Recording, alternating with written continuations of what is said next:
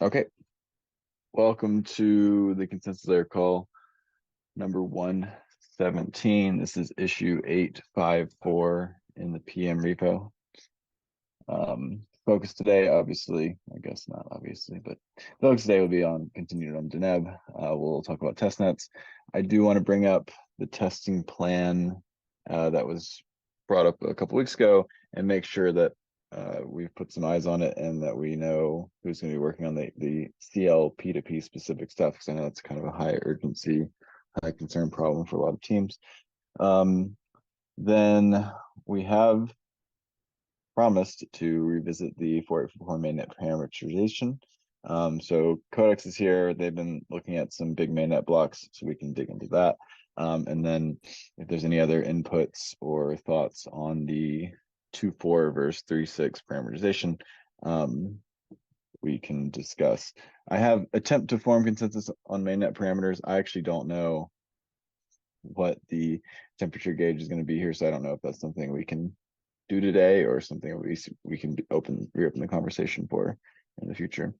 And then Itan has a stable container proposal, which is, I think, an update to EIP 7495 that we can take a look at. Let's get started. Deneb, Dankun, DevNets. Are there any progress or discussion points worth bringing up today on our public call?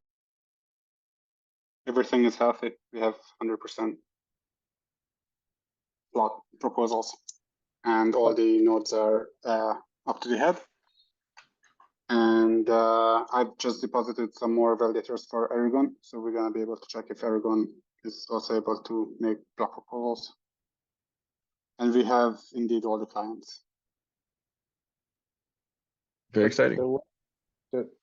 Wasn't there some clients that had some issues that kind of fixed themselves at some point? Yeah, but everything has been fixed as of last night or this morning. Yeah, do you know why they didn't want to sync in the first place? Is anyone from Prism here? Maybe they can. Yeah, Terrence has his hand up. Oh yeah. Yeah, I can share some lesson learned. So why we did not see this issue before. So we found a bunch of issues with regard to saving the blob sidecar after the retention window. So it's funny. I'm happy we're got to test this for more than 18 days. So basically, the saving of the blob sidecar gets really messed up in the key index after the retention window. So the blobs are getting overwritten or deleted. So that's why we're having trouble syncing. So that's the first issue. The second issue is that we were using the wrong blob subnet con. So remember, we moved from 4 to 6, but we did not update the parameter. That's the blob subnet con. So we're subtracting the 4 subnets this whole time. So we also fixed that. And then the last issue is that we were finally incorrectly hashing the hash root of the block that's inside the blob sidecar field. So we were hashing the block without the state root before putting the state root in the block. So basically all our sidecar had the wrong block root inside. So yeah, hooray to testing. I'm glad we figured out most of those issues within 24 hours. Nice.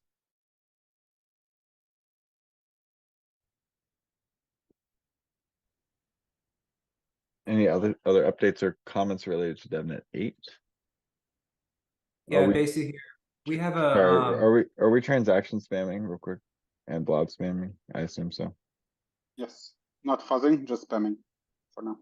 Gotcha. Sorry, Justin, go on. Yeah, real quick, we're investigating a potential issue with basically proposing empty blocks, but only with Lighthouse, which is weird. So Lighthouse folks expect me or someone from my team to reach out. Thanks. So Michael's actually been looking into this on our team, and I think he's gotten to the bottom of it. We just haven't merged the fix for it yet. We were doing multiple fork choice updated. It's quickly in a row on proposal, and one of them had the incorrect parent beacon block root.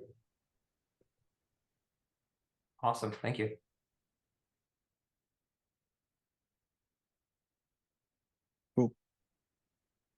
Other DevNet 8s discussion point.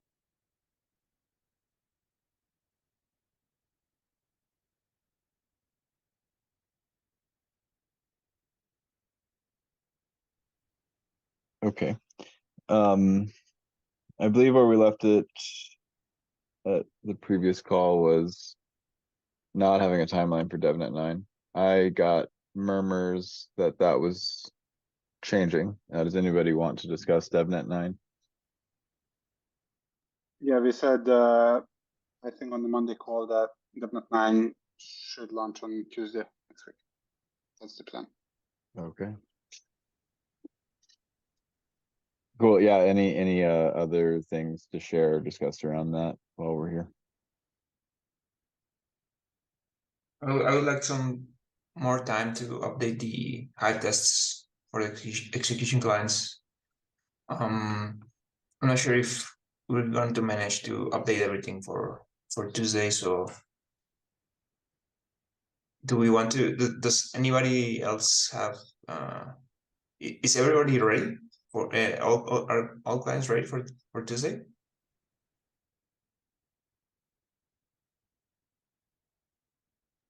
Base is ready. I think the only change is how we're deploying the transactions, right? Yeah, but we are also including more tests on the transient storage. We are also including more tests on the beacon root contract, and I'm including more tests on the Hive engine API engine API simulator. So it's all additional coverage, right? yeah, it's additional coverage, I but see. yeah, but it would be nice to have it before the launch.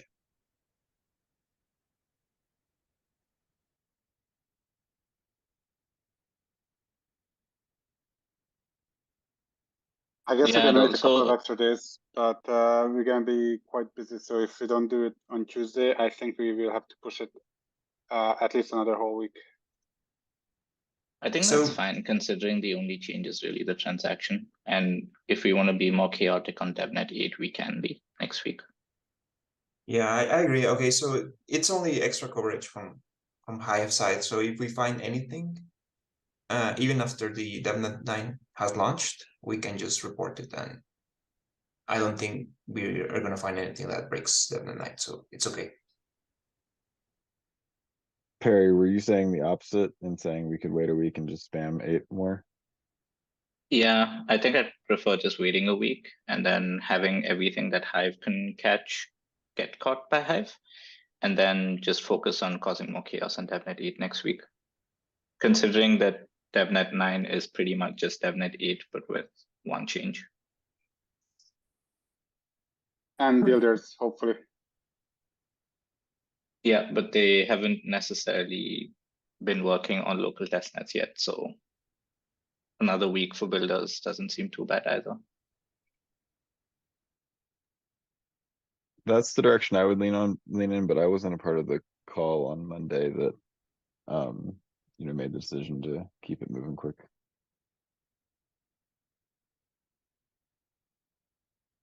We still have one PR open, 398, that I've been checking on whether we could merge that. It's the transaction and receipts. Is there any holdback for this? Or can we just get it merged and be done with it? I mean, we need tests for it. And are those a blocker to merging the PR or? Yeah.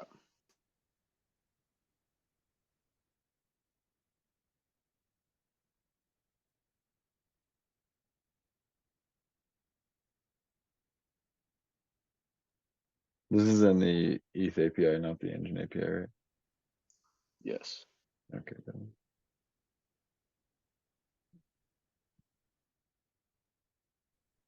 Anyone Okay, from is any- EPF is listening. This is an easy project with high immediate value. Is anyone strongly opposed to DevNet 9 being at +1 week from Tuesday rather than Tuesday? We can hopefully merge this PR and get the hype test up. We can do more chaos on DevNet 8 and something else in there. But Yeah, just one more thing for DevNet 9, we'll be doing Capella Genesis. As far as I know, Barnabas has already tested it and it works on Okay. all clients, but just still wanted to mention that.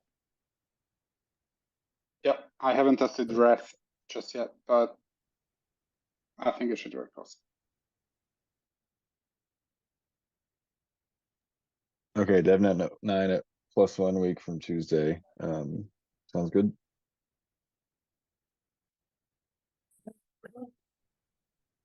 Cool.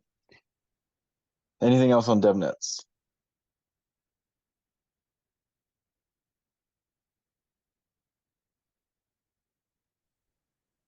Great. A couple weeks ago, Perry and team shared this document just on testing overview. There are some things in here related to CL testing, so probably things around network partitions or long-running forks and resolving those in the context of being able to get blobs or not if they're past a prune depth. Delaying blobs, delaying blocks and not blobs, like that kind of stuff. I think a number and just maybe some sync tests in the context of blobs based on conversations with Consensus Layer teams, you know, those are some of these like exceptional code paths related to the new P2P stuff around blobs are definitely some of the high priority concerns and items. But I just wanted to bring up the testing plan again and make this, I think a couple weeks ago we talked about this. Are our bases covered in terms of the tools and the people that are working on these things, or do we need to make a more concerted effort in the next few weeks to tackle some of those items I just discussed?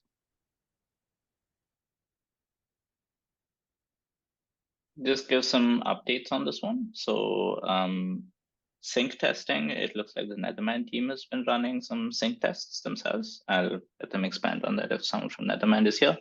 But you might have seen some results of that on the interrupt channel.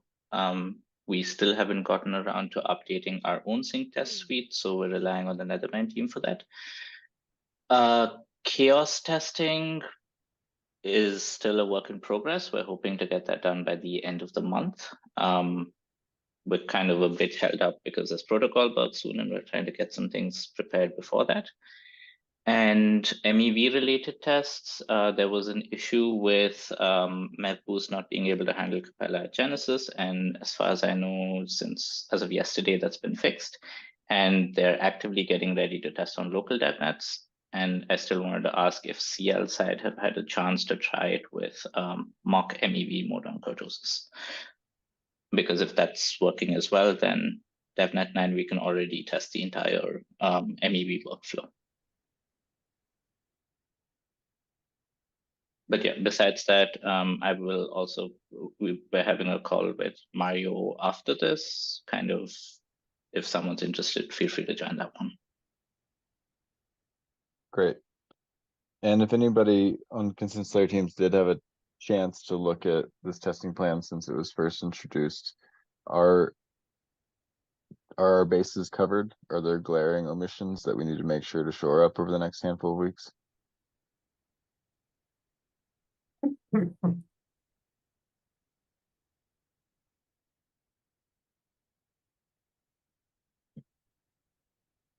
Okay.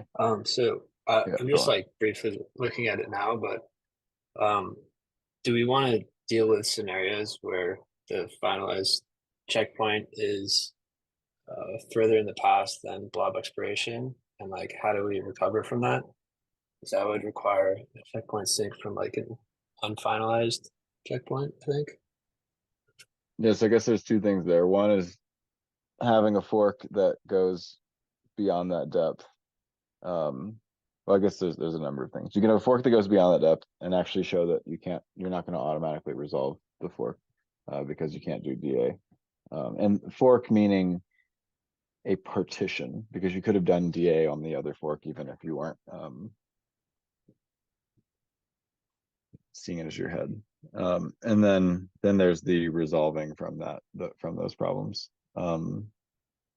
I think that it's probably worth throwing what we can at it, and these scenarios are pretty exceptional and worth testing. Do you think that does like Lighthouse, etc., work from starting from a non-finalized checkpoint from executivity, or is that just not something that's been coded up before? I think it does, but it would be nice to test, especially if it's like it would be a requirement to recover from a scenario like this. So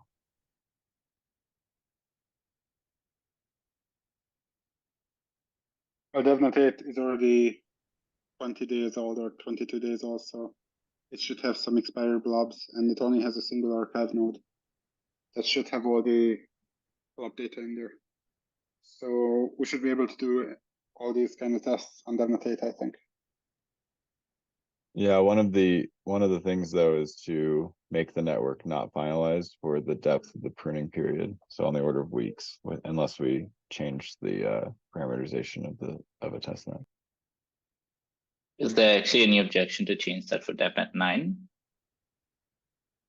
Because we could do this test there and then keep the period as like 1 day or something.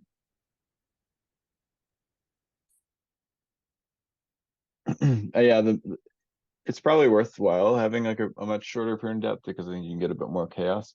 It certainly changes the load requirement because from a certain perspective, because the amount of data that blobs that are going to be stored locally for each one becomes much shorter. But I do think that if not DevNet 9, some sort of like side chaos net seems really valuable to put it on a pretty short prune depth, because I think things are going to fall out.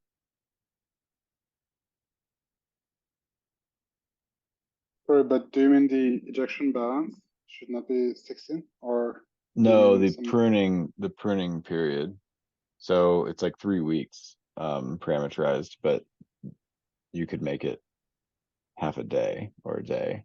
And you can do a lot more chaotic things around that threshold if you do so. Does that make sense?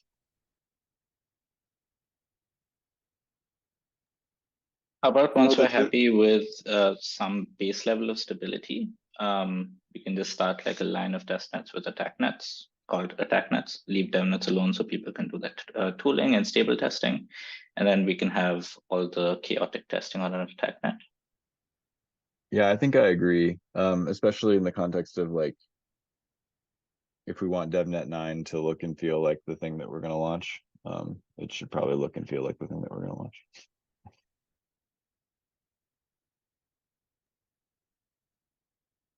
Okay, cool. There's a testing call on Mondays. I think it was pretty low attended on the consensus layer side this past Monday. I think it's every other Monday. And I think as we are moving towards ironing out the final kinks, it's definitely worthwhile having some more attendance there.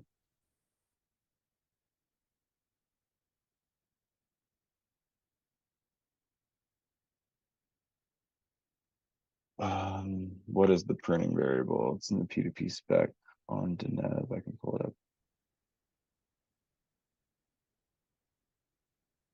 Min epics for blob sidecar requests. It's a bit verbose. And I'll send the spec that it's within. Right, so that's 4096 epochs at the default, which is 18 Yeah. days. Yeah. And So, 128 or 256, half a day or a day. It probably gets weird if you make it really short, but might be worth playing with too. okay.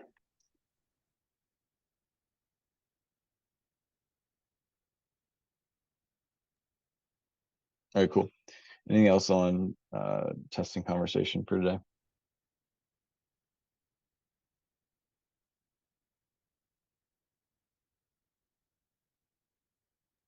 Great, thank you. So as I said at the open, it's even if it proves tough to make decisions today, it's time to reopen the conversation around the mainnet parameterization for the blob data gas limit. I think maybe that name was changed recently, but blob gas limit, essentially the gas limit. So Codex is going to kick it off. They've been taking a look at big mainnet blocks and the information we can parse out of that. Codex. Thank you. Let me try to share screen.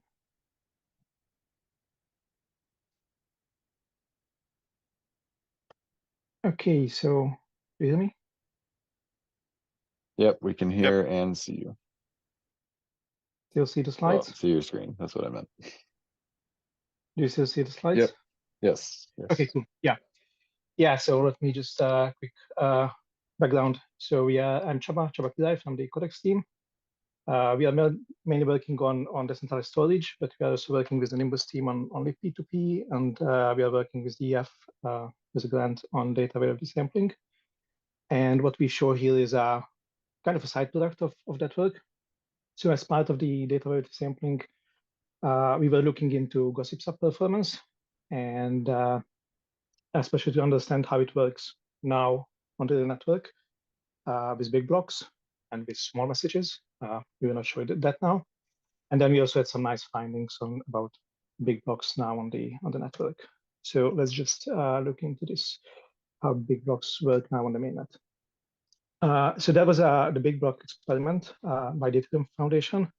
I think you're all aware of this. So there was a capacity testing of the mainnet in which large transactions were submitted, which then made it into large blocks, which then got finalized. So here you see one example, one of these blocks that was 1 megabyte in size, and it was nicely finalized. So this would be a nice result for the experiments. Nice big blocks can be finalized, but the experiment was about much more. Besides sending these big transactions, which became into big blocks, DEF was also setting up the Senti nodes.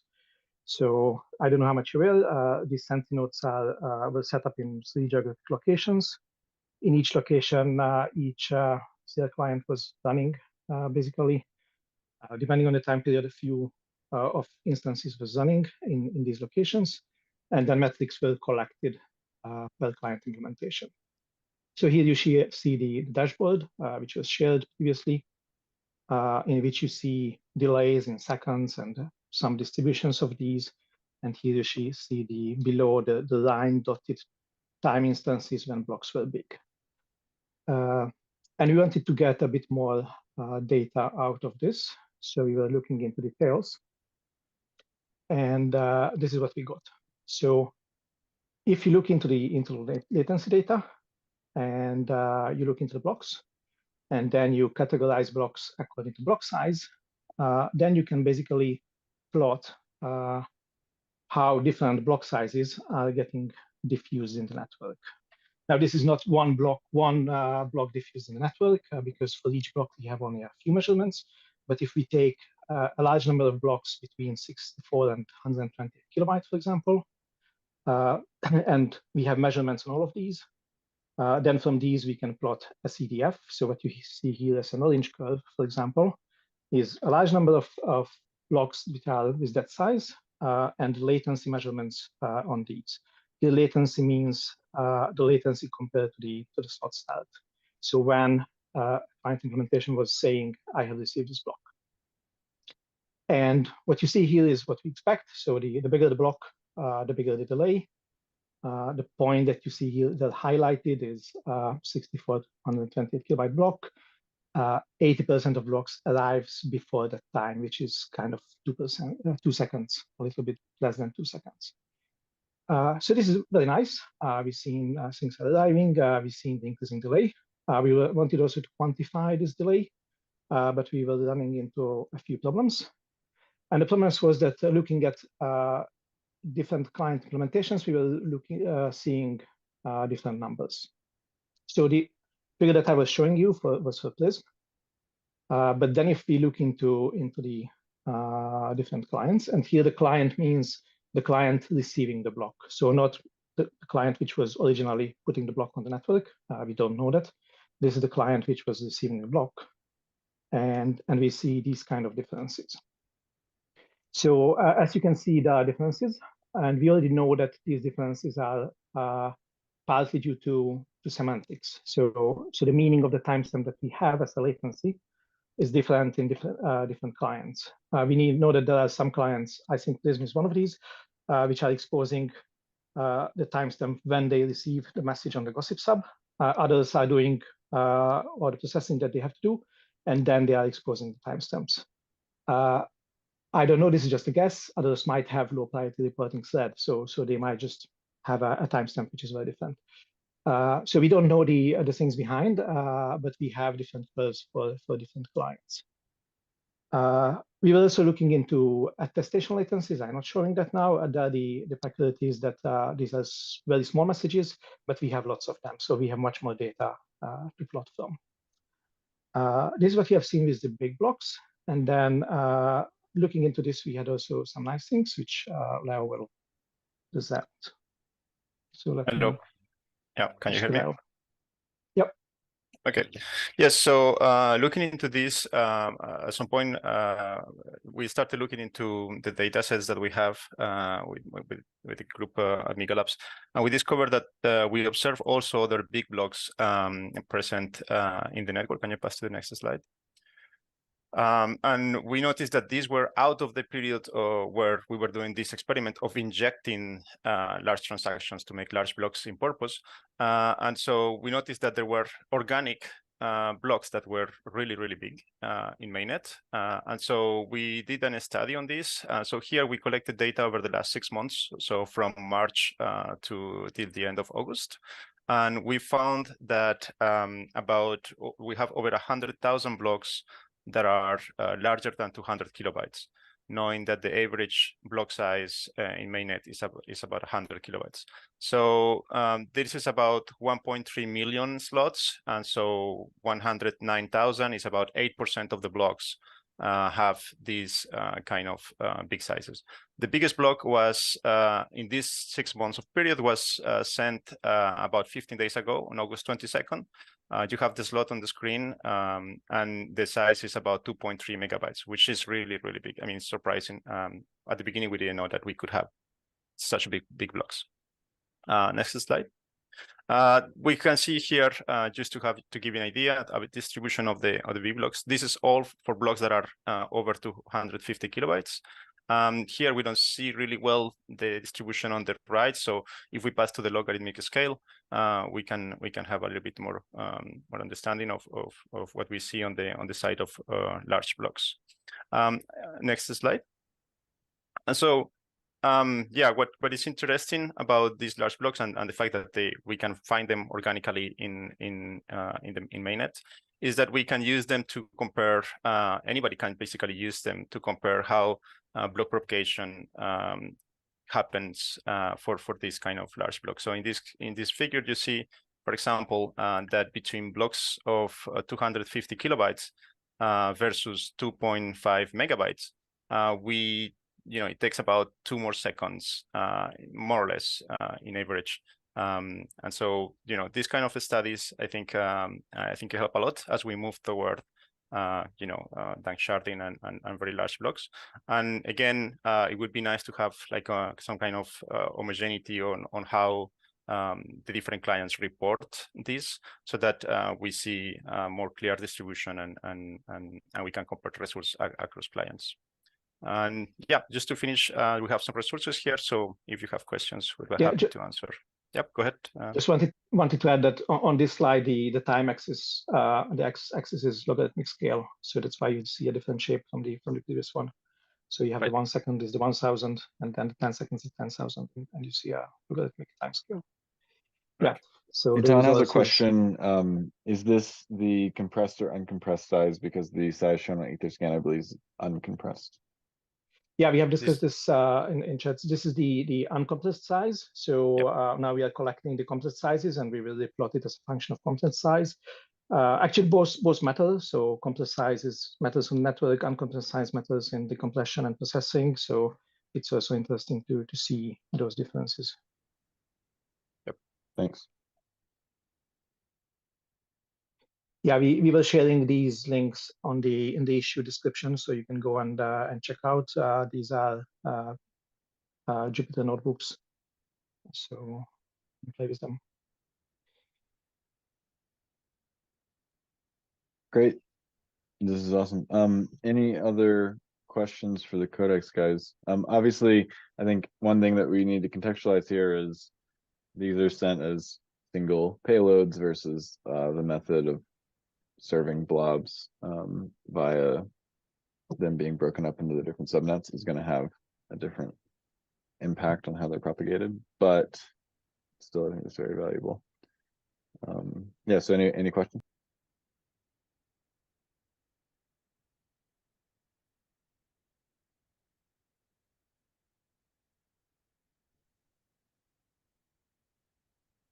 Yeah, maybe in the meantime, just to reiterate from our side, the goal of this was partly to look into also into how small messages will propagate, and for that we were looking into the attestation latencies. We didn't put it in the slides, but that's somewhere between the two. We should also have an understanding of how breaking up things will work in future constructs. There's a question about the description of the methodology used to collect latencies data. I think this is not described in the notebook links that they are here in the slide, but we're writing right now a post, and probably it's going to be ready in a couple of days, describing all the methodology. Yeah, in the first link, block size versus latency, you have at the beginning you have a link to the EF post about the Sentry nodes and the setup. So that answers part of the question, and then you have our methodology to derive these results. Maybe it's important to say that behind such a distribution curve here, you actually have several random variables. You have at some point the block was put in the network, then the network was getting to all the nodes in which we are sampling in a few points, and then this is an aggregate of many blocks of data collected from many blocks. So for the one specific block, this curve would be steeper. But when you are adding it up for several blocks, each one finding its path, then you are getting a different shape. Got it. Yeah, I think it's yeah, from our point of view, it would be really interesting to understand who is reporting how, and maybe agree on unifying this, or if just exposing more timestamps, so that we have better data. Right, around the client disparities we're seeing here. Yeah, around these differences, which are kind of huge differences. So, but we already know from some of the teams that there are differences. It's just we don't have the full picture of who's doing what in their reporting. Right.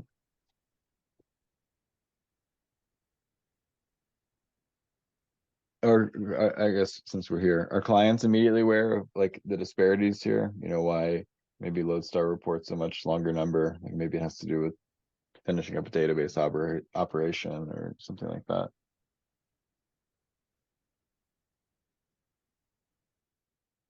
Yeah, we are aware. We'll look into it. Cool. Yeah, I'm not even sure the timestamp is coming from you or it's coming from the logging or the reporting. So that can be also a thing. For example, you are reporting on a low priority and then it's getting timestamped much later. So it's just this would be good to know these. Right.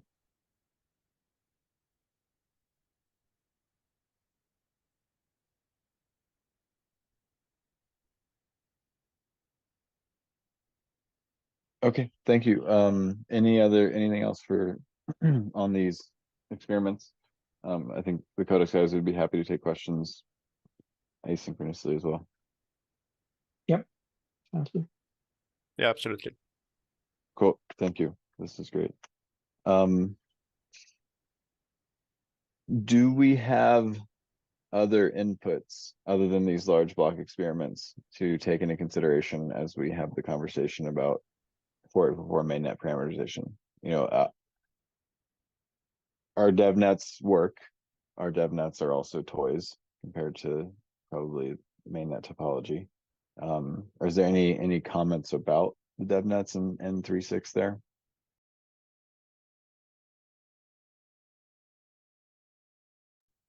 So I guess it might be interesting on DevNets if we had blocks with like that like took longer for the execution to happen. So like we could test how different execution times impact our block processing times. Because this is going to impact propagation, probably not, because propagation happens before that, but it might impact like local import times, which are relevant to attestations, or what? Yeah, also block production, which would be like the first input to propagation. Right. Yeah, and I guess kind of to Itan's question, if you're receiving 3.6 blocks at 3 seconds and you have really long processing, you might actually not attest to them correctly. So I see how it does compound.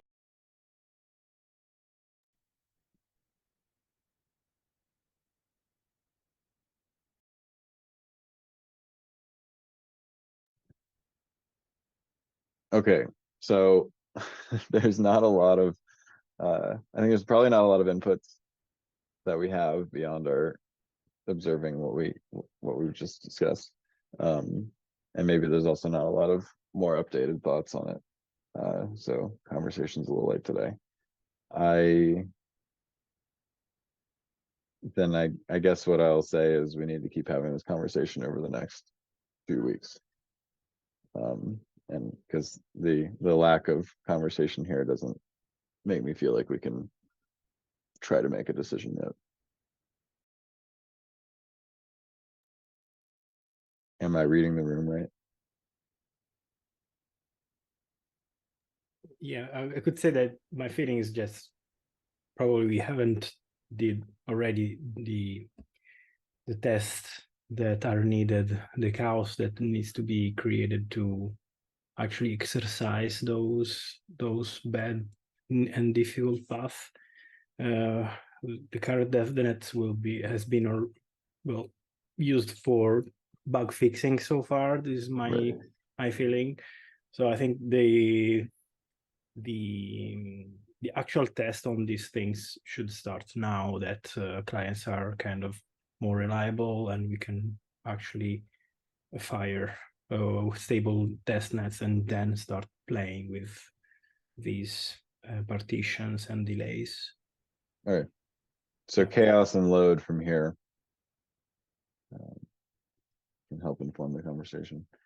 Okay, this is something maybe we won't bring it up next week, but we bring it up in a couple weeks to at least make sure that we're getting the data that we want. Anything else on for parameterization?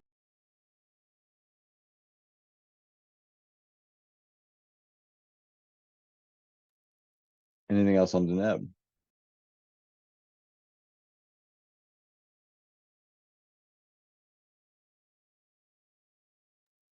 Okay, Itan, you can take it away with the 7495 updates, and looks like Dappline threw on something last minute to talk about after. Yeah, sure.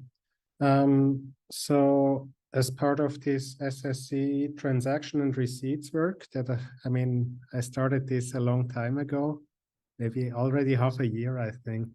But the current approach, I tried to unify these unions and normalized approaches, and I created a construct called a stable container. Like it's an SSC container, serializes very similarly, but it can have optional fields. And they get skipped during serialization, but they still consume space in the Merkle tree. So what this allows us to do is essentially to have something similar to a union where some objects have some of the optional field set and other objects have other field set. But the cool thing is, as part of the Merkle tree, the common fields that are used, they always Merkleize at the same location. So if you have a Merkle-proof verifier for some of the fields that like just doesn't care about the rest. That verifier doesn't need to change all the time anymore. So I was wondering whether this stable container could be used for other purposes as well. One idea is to, for example, attach it to the execution payload header so that we don't have to worry about those bumps anymore, where every time we add new fields and it reaches another power of 2, we break all the verifiers, or like some other structures as well. And also in the Verkle specs, there is currently an older version, like these optional fields are there to as part of the transition logic, I think. And there we could also use this stable container just because it's much more compact in serialization. The optional fields there, they just don't consume any space. Than like a zeroed field, or I think the optional also doesn't use space. So yeah, whatever. I mean, question there is just I'm looking for reviews for EIP 7495, and also maybe an estimate how complicated it would be to get it into the various SSC libraries. Yeah, channel in Discord, if there are questions, is the typed transactions channel, or just in the EIP, there is also a discussion link at the top. That's all for now. Yeah, any questions?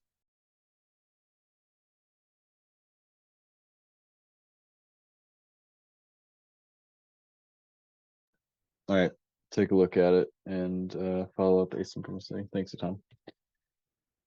Daplion. Hey, so I'm linking this PR that opened a while ago, and I'm bringing it up now because it only makes sense if we want to do this for Dencun, which I know there is zero appetite on changing anything for Dencun at the moment, but I think the PR holds some merit. And I think at least Dankart and some other people showed interest to do something like this. So at least I want to bring it to everyone's attention that this is something that we could do, and it only makes sense if we do it for Dencun. So if we want to do it for Dencun, we have to do it basically either now or very soon. So the background here is, as you know, the network is growing at a very rapid rate. And if we don't do anything about it, it will reach levels that could trigger some scenarios that we may be problematic. The way to address this on the long term is changing the rewards curve, but doing this would require a level of research that we cannot afford for Dencun. So it will take at least for the next fork, which would be, being optimistic, mid 2024, maybe later, which at what point the network may be at a level that, again, triggers these undesirable scenarios, which is basically too much ETH stake and dangerous capture by LSDs, and also having state size to a level that clients cannot cope with it. None of these problems is truly catastrophic, but it could be. So the idea of this PR is, let's limit the churn so that at least we buy some time. And whenever we come up with a definitive solution in a year or half a year or 2 years, the network is still at a size that could be manageable. And specifically, if we go for some solution, such as changing the rewards curve to encourage stakers to leave, if we already have such a big validator set, I think it would be rather complicated to undo. So again, just take a look at the proposal, think about it, and if we want to do something about it, we should do it now.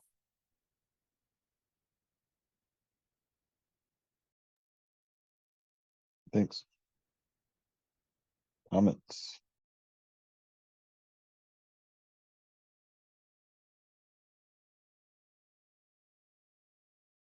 Can you quickly explain for layman what this proposal is about? Yes, so this proposal has the intention to limit the growth of the validator set just by limiting the churn coefficient. So currently the growth is exponential. With more validators, the amount of validators that we allow to enter the set is proportional to that, to the number of active. So what this proposal specifically introduces is a max, so that the maximum number of validators that are allowed per epoch remains constant and doesn't keep growing with the set size. Just a note, so it the churn quotient grows with the set size because essentially as a function of the set size to keep the same security parameters with respect to the weak subjectivity period, you can change the set size only so much per unit time as a function of the set size. And so that's why it does grow with it. Obviously there are other considerations coming into play these days.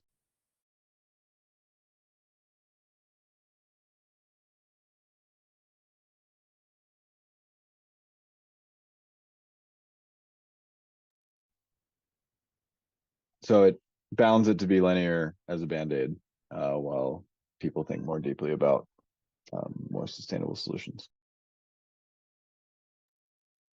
Yeah, this proposal is the minimum that we can do that could be considered somewhat fair. Like any other solution that tries to mitigate the problem becomes either really political or security sensitive and would require more analysis. I think this is probably the only one that we could accept without a long time looking into it. I mean, there are definitely some considerations that Danny raised about fairness for people that want to enter before and after this change, but I think it's not incredibly significant compared to what could happen downstream.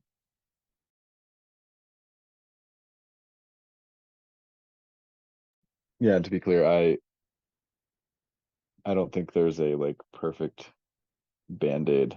And so if there's an appetite for band-aid, this seems in a reasonable direction. But I'm not gonna throw my hat in the ring too much on if this should modify our spec at this point. Recording stopped. Recording in progress.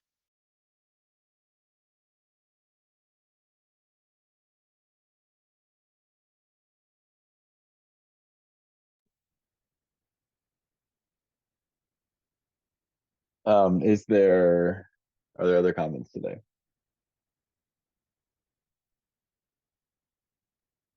Is this actually going to be considered for Duncan?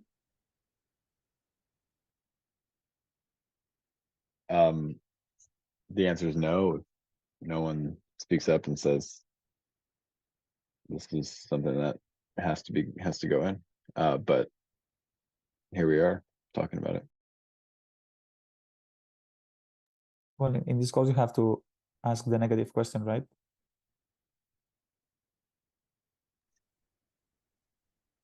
Yeah.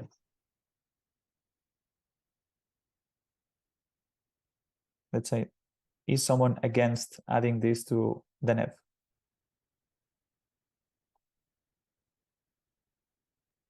I think I might be. I'd have to think about it a little bit more, but my 2 cents generally is that like this is sort of a patch fix, and it is really small, but it's small enough that like we could do it in its own fork in something equivalent to like a difficulty bomb delay or something.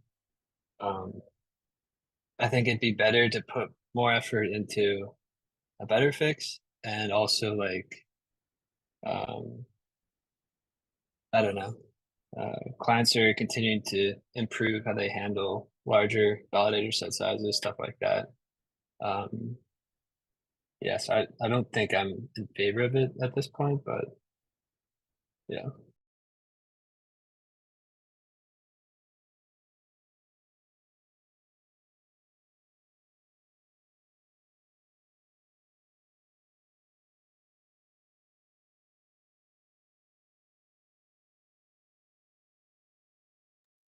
Yeah, I mean, this is one of those things that is,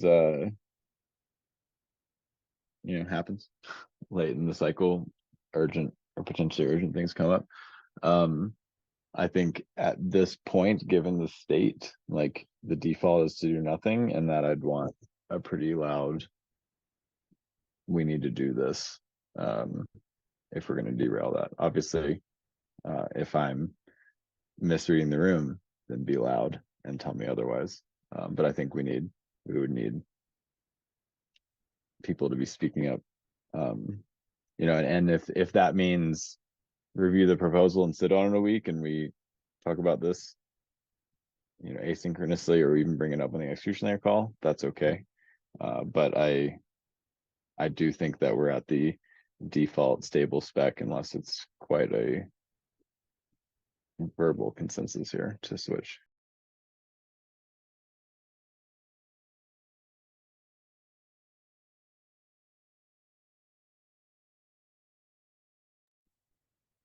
Okay. I do encourage you to look at and review this proposal. There are high urgency problems in this domain, and it's going to be probably a big part of the Electra conversation if nothing's done now. So let's continue the conversation. And if this does bubble up as critical high urgency after others have reviewed this and thought more deeply about it this week, speak up.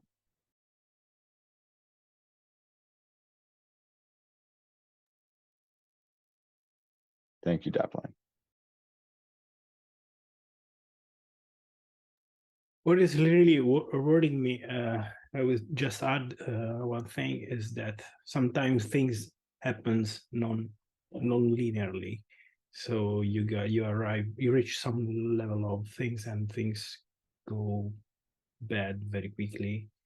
So it's something that there definitely is let us thinking for a while, and I'm personally not against this proposal. But we also have Allsky testnet right about to be launched. Maybe this could give us more insights and prioritize it eventually in the future.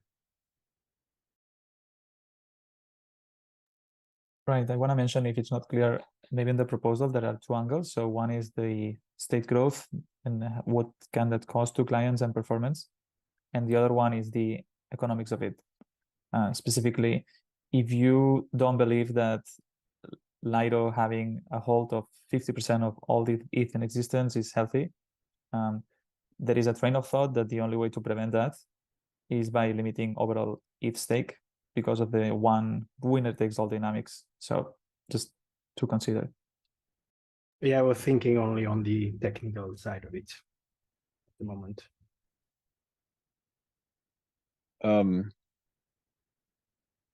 It's not actually, I think, abundantly clear to me that by just changing the total amount of ETH that it will be staked via different rate limiting mechanisms, that would change Lido dominance. It may be tougher because you might have stickier short-term equilibriums, but it's not, I don't know if that changes like the convergence there or the incentives there. Yeah, it yes, doesn't change the I'm very dominance, but concerned about that, it prevents Lido from basically having a higher market cap than Ethereum in terms of liquid ETH.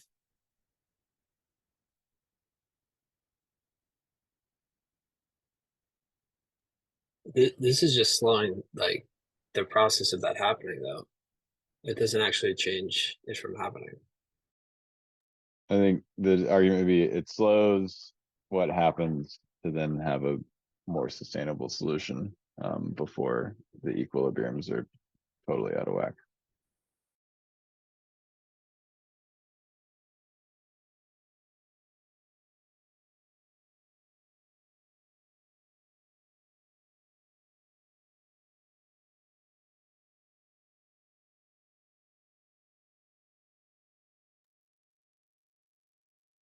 Donka did say in the chat he's in favor, but And if we don't do it, this probably becomes like a very high urgency thing right after the fork.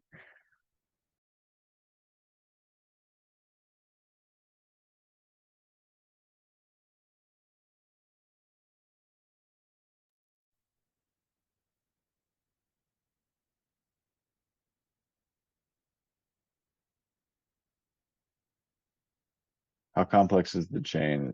Yeah, it's essentially it's not quite a parameter change. It's like a parameter addition and conditional on at the fork, it being constant rather than a function, but it's a couple lines.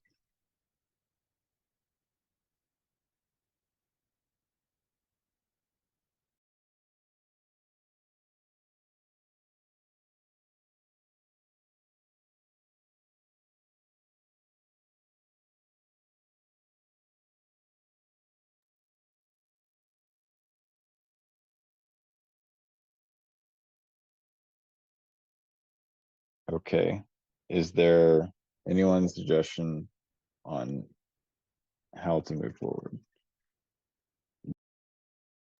Do nothing, let it marinate for a week. Make sure the spec is correct with tests in case we do want to bring this up again next week. Like what's the path? I'm not sure if this was discussed on ACDC before, but on the execution side, we typically try and not include something in the fork the first time it's brought on the call, just so folks have, you know, a couple weeks to review it. So yeah, I don't know. Obviously, the farther we push this out, the closer we are to like test nets and wanting to have specs finalized.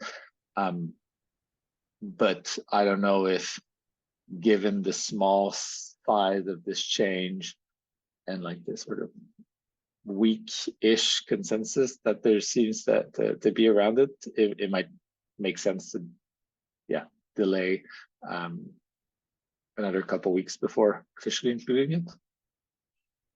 So I want to point out that this is not the first time this is brought up. This was brought up in call 113 on July 11th for the first time.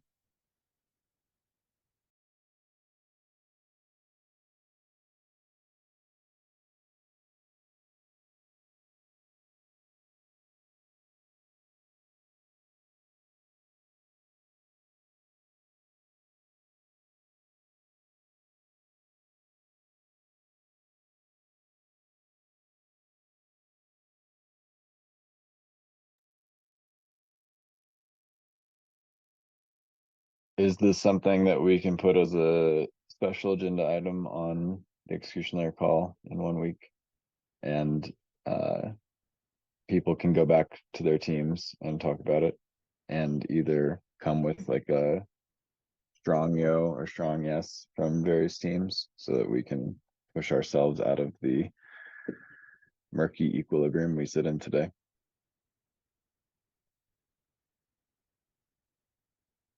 And in the meantime, we can review the spec and make sure that we're good on tests in the event that this were to go in.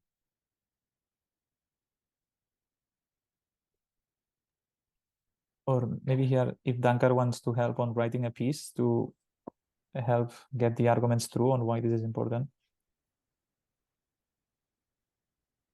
I will leave that to Dankar if he wants to.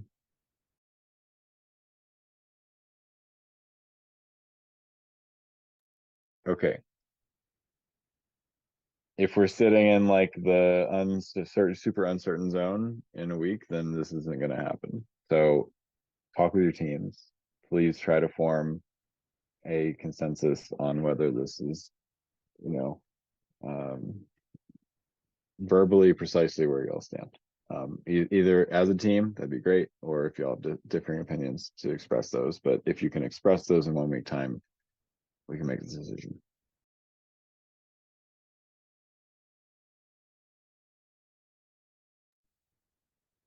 Cool. Thank you, Dapline.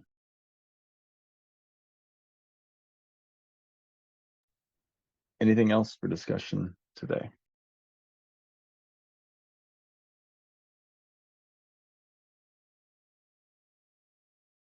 Barnabas.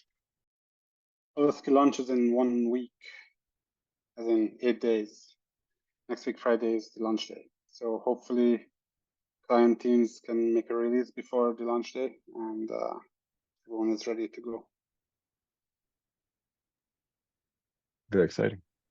Thank you. And if you're a Genesis validator and don't know about the coordination group, then please reach out.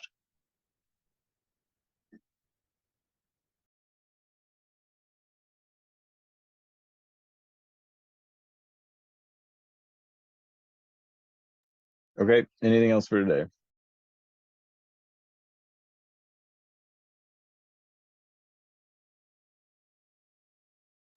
Great, thank you. And big ask, talk to your teams, sit on this proposal, come with strong opinions on the execution layer call in 1 week time. Thanks, everyone. Talk to y'all soon. Thanks. Bye. Thanks, Thank bye. you. But Thanks, bye. Bye. Bye. Bye. Thank you.